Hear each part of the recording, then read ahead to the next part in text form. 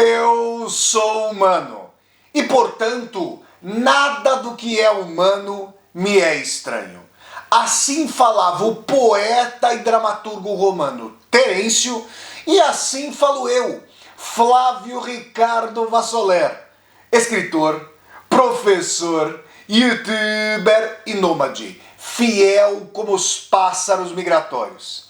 E hoje, em mais uma resenha de filme aqui no meu canal do YouTube, Flávio Ricardo Vassoler, eu trago para vocês uma discussão sobre uma das maiores obras-primas da história do cinema. 2001, uma odisseia no espaço, clássico máximo do mestre estadunidense Stanley Kubrick. A gente vai ver nessa discussão a respeito de 2001, uma odisseia no espaço, toda uma concepção sobre o devir da tecnologia, sobre o movimento do progresso que pode se reverter em regresso, pelas análises brilhantes de Stanley Kubrick nessa narrativa que é formidável, tanto em termos imagéticos quanto na sua projeção, uma vez que esse filme foi feito em meados do século XX e pôde apreender muitas tensões pelas quais nós ainda não passamos, mas poderemos vir a passar. Nós já então vamos começar a análise de 2001, uma odisseia no espaço do mestre Stanley Kubrick. Mas antes, eu quero conversar com você que está assistindo a esse vídeo. Se é a primeira vez que você está chegando a este meu canal do YouTube, seja muito bem-vinda, bem-vindo. Eu peço que você se inscreva aqui no canal, toque a sinetinha para poder receber as notificações. E se, ao final dessa resenha, você gostar do conteúdo da discussão, dê um like no vídeo, curta o vídeo, dissemine esse vídeo pelas redes sociais, para que nós possamos chegar cada vez mais e mais pessoas. E deixe também aqui embaixo desse vídeo o seu comentário para que nós possamos conversar. Tudo bem? Então vamos lá, gente. Resenha sobre o filme, sobre o clássico 2001. Uma Odisseia no Espaço, filme de 1968, que contou com a direção de um dos maiores diretores da história do cinema, Stanley Kubrick, um dos meus favoritos, certamente, ao lado de Ingmar Bergman e Lars von Trier. Mas vamos lá, vamos fazer a discussão sobre esse filme.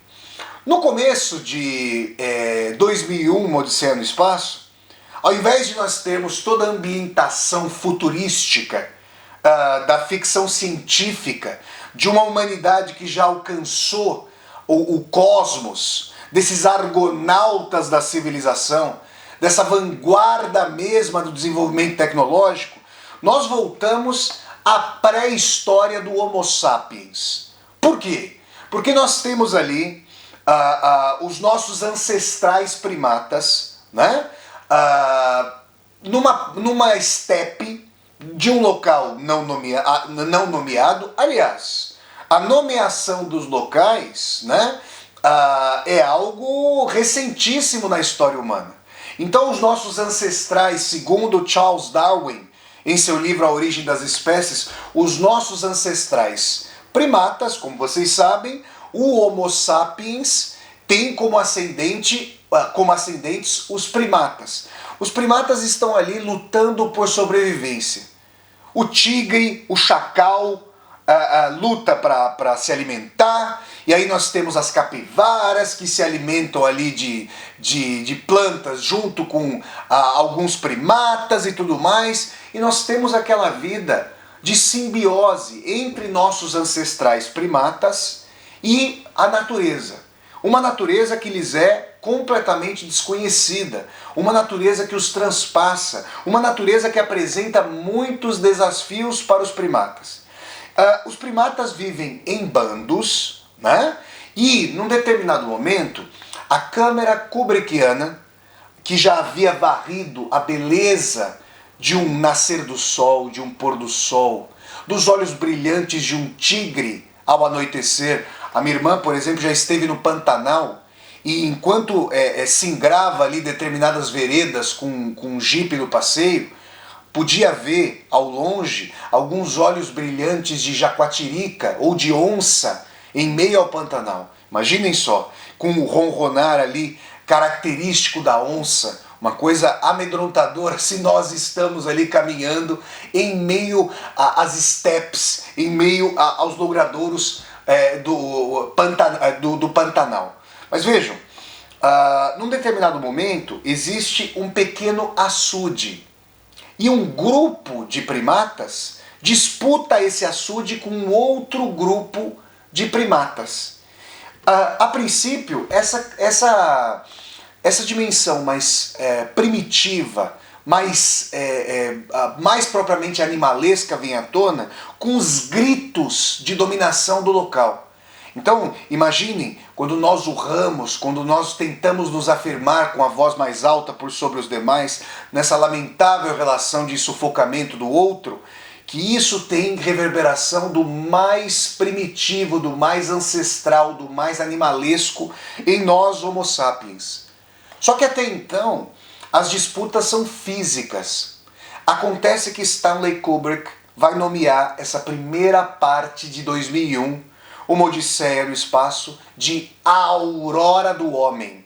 E aqui, os leitores e leitoras de Friedrich Nietzsche, de Assim Falou Zaratustra, se lembrarão do ante-super-homem, daquilo que antecedia o Übermensch nietzscheano, essa transfiguração, essa transvaloração do humano, né, do além-homem para o Nietzsche, e se lembrarão de quando Nietzsche, em Assim Falou Zaratustra, chegou a discorrer sobre a aurora, o nascimento mesmo do Homo sapiens.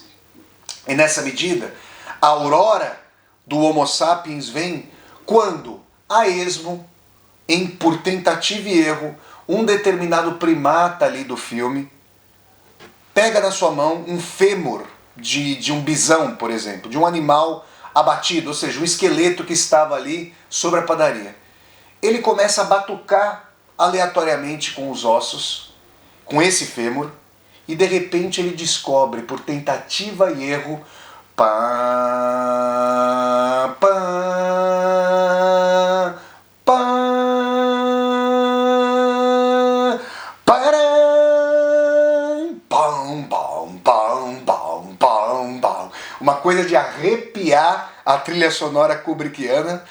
Ele descobre que esse fêmur, que esse osso pode ser um tacape, a primeira extensão, a extensão mesma do seu poderio sobre os demais e contra os demais. Vai ser só adiante que mais primatas descobrirão que essa arma é impessoal, que ela pode ser utilizada por qualquer um que saiba manejá-la. Mas por ora, ele tem a vantagem comparativa e justamente comete, digamos, o primeiro assassinato armado na defesa do açude contra um primata de um bando rival. Assim nós temos esse primeiro momento de 2001, Uma Odisseia no Espaço, com a aurora do Homo sapiens. E é importante dizer que, num determinado momento, o primata, orgulhoso de sua vitória na guerra primordial, na guerra primeva, pega o seu tacape, o seu osso primordial, e o lança aos céus. E nessa que é uma das cenas, uma das tomadas, uma das cenas mais famosas da história do cinema, esse tacape que vai girando pelos céus, num determinado momento ganha a forma não de um osso, mas de uma nave intergaláctica. Como se Kubrick entrevisse que há uma ligação quintessencial entre a aurora do Homo sapiens e o crepúsculo mesmo do Homo sapiens, com a superação do Homo sapiens pela inteligência artificial de Hall 9000, o supercomputador dessa nave intergaláctica, a respeito do qual eu já vou falar para vocês. Mas é importante aqui dizer o seguinte: sempre que eu já devo ter visto o 2001, Uma Odisseia no Espaço, sei lá, umas 40 vezes, eu adoro esse filme, mas quero dizer a vocês que sempre que eu revejo 2001, Uma Odisseia no Espaço, eu me lembro de um aforismo do filósofo alemão Theodor Adorno. Eu agora não me lembro bem de se esse aforismo vem do livro Dialética Negativa ou de um outro livro chamado Três Estudos sobre Hegel, um grande filósofo alemão, Georg Hegel. Mas o Adorno chegou a dizer o seguinte: não há uma história que nos leve do primata até o ser humano sob a civilização. Não há uma história linear que nos leve do primata até o ser humano sob a civilização. Mas certamente há uma história linear que pode ser narrada do estilingue, da funda, do primeiro tacape até a bomba atômica. E sempre que eu me lembro aqui com meus reloginhos em mãos para acompanhar o tempo aqui da resenha, sempre que eu assisto a essa cena, eu me lembro justamente desse aforismo de Theodor Adorno, porque Kubrick faz uma leitura refinada do devir da tecnologia. Um devir associado não à paz, mas à guerra. Vejam que o tacape foi utilizado para a Guerra Primeva. Vocês estão percebendo?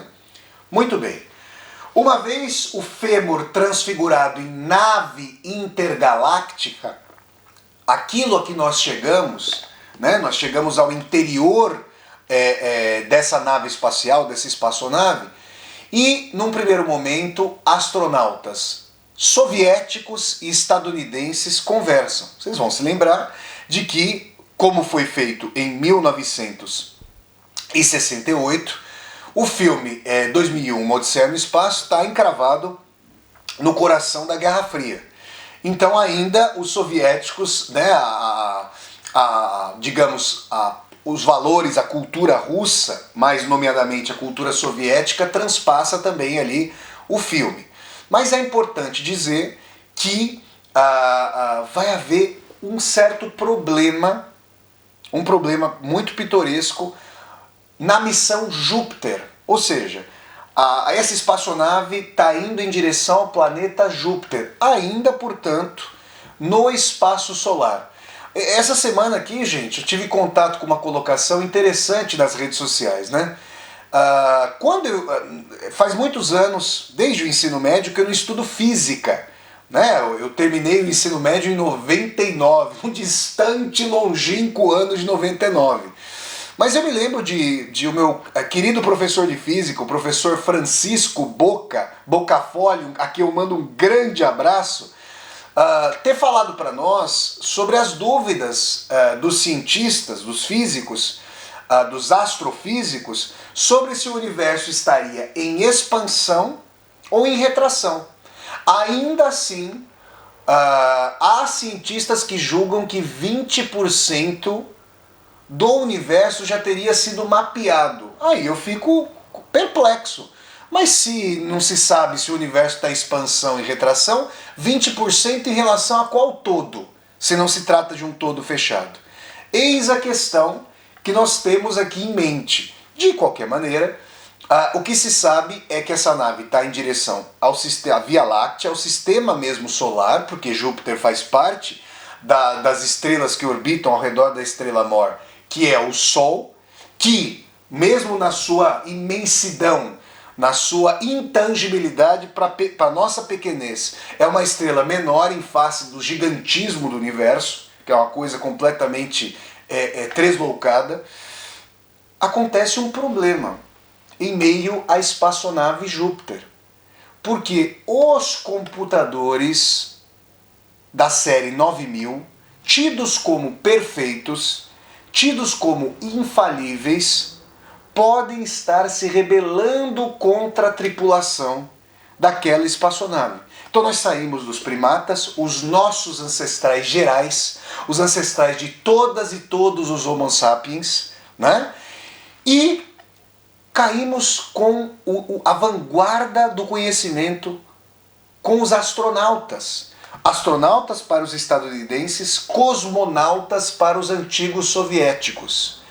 Então, é preciso lidar com essas questões da relação entre a inteligência artificial e os seres humanos. Vale frisar que o computador Hall 9000 mantém por hibernação alguns astronautas em um sono, controla seus ritmos vitais, seu batimento cardíaco, a taxa da sua respiração. E no começo os astronautas têm propriamente uma relação harmônica e simbiótica com o HAL. Mas quando o HAL, por si só, desenvolve astúcia humana e não só ímpeto de obediência, como só ia acontecer com as máquinas, quando o HAL desenvolve num salto quântico, num salto, digamos, da quantidade para a qualidade, desenvolve a fagulha, a faísca, ou em russo a iskra, de consciência e de arbítrio, HAL começa a desconfiar de que há alguma coisa por detrás das deliberações dos astronautas. HAL está em todo lugar da espaçonave. HAL é onipresente, onisciente e onipotente em face da pequenez humana que jamais pode singrar o universo sem a intermediação de HAL. E num determinado momento, HAL acusa que uma antena da nave espacial está com defeito.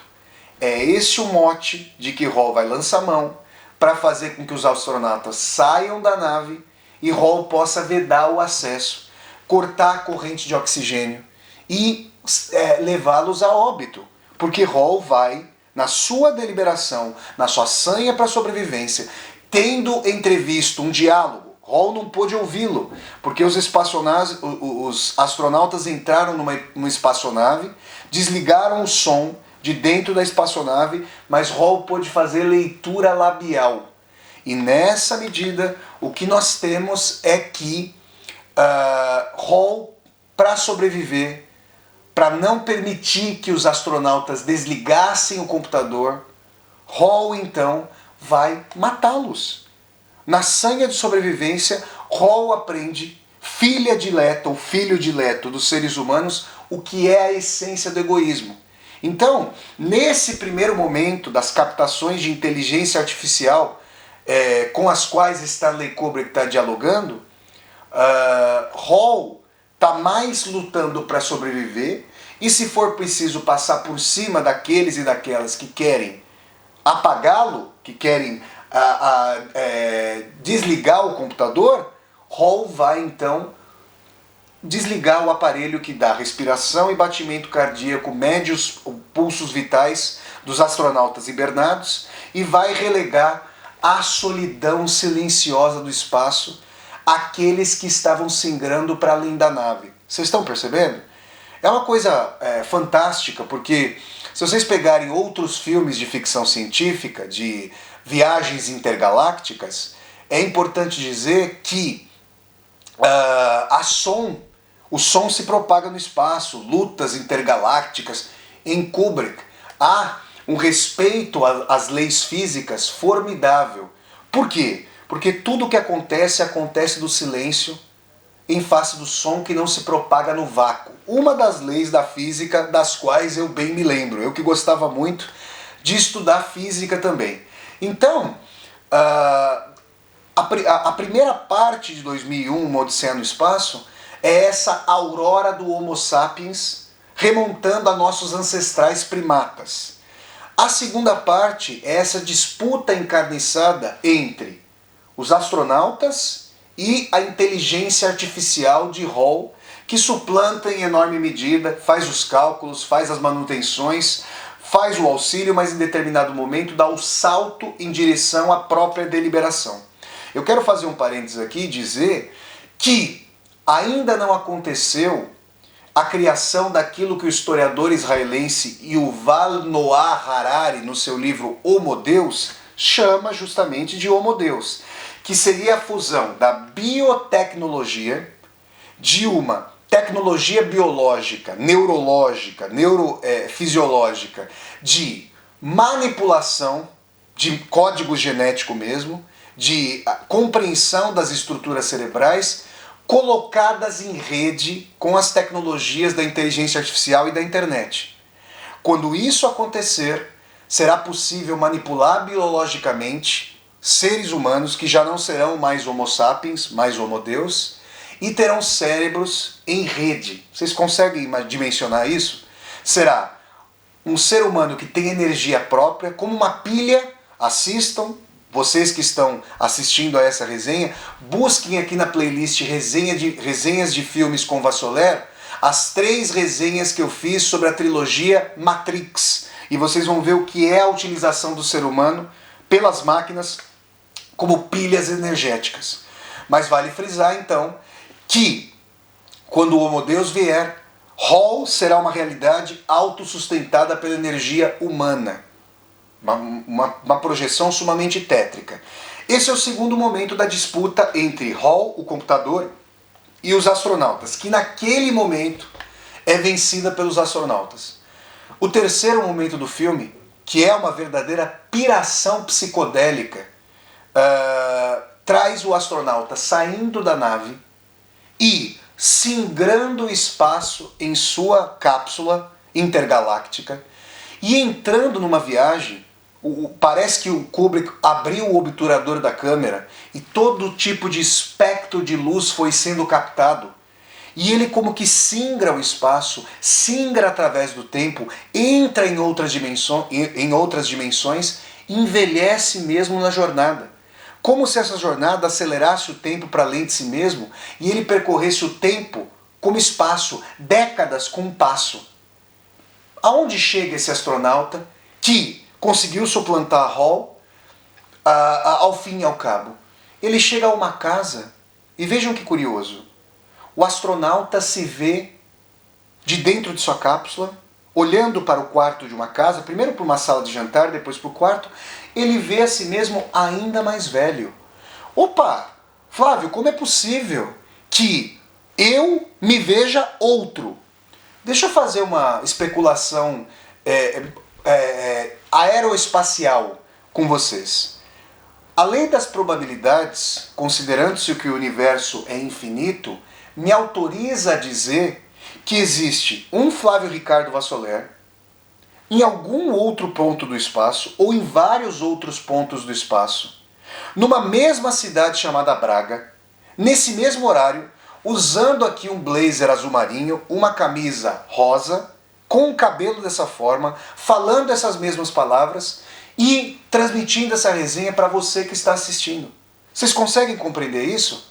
Se o universo é infinito, a possibilidade de recombinação da matéria também o é. E da matéria de uma mesma maneira, e não só de maneiras diversas. Eis uma essência do eterno retorno nietzscheano, de Friedrich Nietzsche, com o qual Stanley Kubrick me parece também dialogar. Porque é interessante que o astronauta tenha alcançado um outro de si, um duplo de si. Claro que a tradição reencarnacionista também vai dizer que num caráter aí tresloucado, num caráter de superação da natureza pelo sobrenatural, o astronauta, singrando o tempo, alcançou um outro momento de uma sua encarnação. São percepções diversas para nós dialogarmos com o fato de que o astronauta vai assistir à própria morte e ao fim de 2001, uma odisseia no espaço, vai estar dentro de uma bolha, retornando a um planeta como a Terra, como feto, para voltar a viver. Eu quero terminar essa resenha, gente, contando para vocês brevemente uma experiência que eu tive numa cerimônia uma vez com ayahuasca, que é um chá de cipó, que é um chá que se faz a partir de um cipó da região amazônica e que é utilizado em cerimônias espirituais. Tem a união do vegetal, tem o santo daime. Eu fui num local pequeno e tive uma experiência, entre as experiências que eu tive com ayahuasca, que é um chá ali de expansão de consciência. Procurem vídeos do neurocientista Siddhartha Ribeiro falando de suas experiências com o ayahuasca. Quem tiver curiosidade pode assistir a esses vídeos. Numa determinada cerimônia, a qual me levou um primo meu, uma cerimônia na cidade de Mogi das Cruzes, na região leste ali fora, é um outro município fora da cidade de São Paulo, mas ao leste ali da cidade de São Paulo, tomando ayahuasca, num determinado momento, uma pessoa levantou a mão e conversou com os guias ali da cerimônia e disse que tinha visto uma bolha fora da Terra e que essa bolha tinha um ser que estava retornando para a Terra. e que a pessoa havia sentido que aquele momento de retorno era o seu momento mesmo de retorno à Terra e de reencarnação. E o guia chegou a dizer naquele momento da cerimônia do ayahuasca que o rapaz deveria ficar grato à divindade por ter essa ciência do momento zero da sua revida, da sua volta. Eu nunca me esqueci dessa colocação que aconteceu em fevereiro de 2016, fevereiro ao começo de março de 2016, e eu me lembrei na hora, enquanto ouvi essa colocação do rapaz, essa revelação de algo que ele vira na cerimônia do ayahuasca, eu me lembrei na hora de uma das cenas mais emblemáticas de Stanley Kubrick. Será que esse feto vai voltar à condição primeva dos primatas? Ou será que ele vai retomar um ponto do desenvolvimento histórico humano em que já há naves intergalácticas? Falamos de um eterno retorno, ou falamos de um retorno circular, retorno para o mesmo ponto, ou falamos heraclitianamente, como aqueles e aquelas que não podem voltar ao ponto do rio, de um retorno em espiral. Há paralelismo, mas não se volta jamais ao mesmo ponto, não se entra no mesmo rio, não se é o mesmo e a mesma. É o que ficaremos pensando e especulando para sempre, em diálogo com essa que é uma das obras mais formidáveis da história do cinema. 2001, Uma Odisseia no Espaço, do mestre estadunidense Stanley Kubrick. Essa foi a resenha sobre esse clássico do cinema. Se vocês gostaram demais dessa resenha de filme aqui do meu canal do YouTube, eu peço que vocês deem um like no vídeo, curtam o vídeo, disseminem esse vídeo pelas redes sociais, para que nós possamos chegar a cada vez mais e mais pessoas. Se você está chegando pela primeira vez a este meu canal no YouTube, seja muito bem-vindo e bem-vindo. Eu peço que você se inscreva no canal, toque a sinetinha para poder receber as notificações e deixe o seu comentário aqui embaixo desse vídeo para que nós possamos conversar. E mais, aqui embaixo desse vídeo você vai encontrar uma tecla chamada Seja Membro. Se você gosta das minhas resenhas de filmes, das resenhas de livros, das viagens de Vassoler, essa volta ao mundo em 80 ou 800 vídeos, das leituras de Vassoler, e das aulas ao vivo com Vassoler, considere a possibilidade de, ao clicar na tecla Seja Membro, que está aqui embaixo desse vídeo, se tornar um membro ou uma membro humanista aqui do meu canal e apoiar, segundo sua possibilidade, este meu projeto de universidade aberta do YouTube. Então é isso, gente. Eu sempre deixo o convite para vocês assistirem às resenhas de filmes aqui do meu canal do YouTube, que acontecem todos os sábados, às 10 horas da manhã, horário de Brasília. Então até a próxima resenha de filme, gente! Tchau, tchau!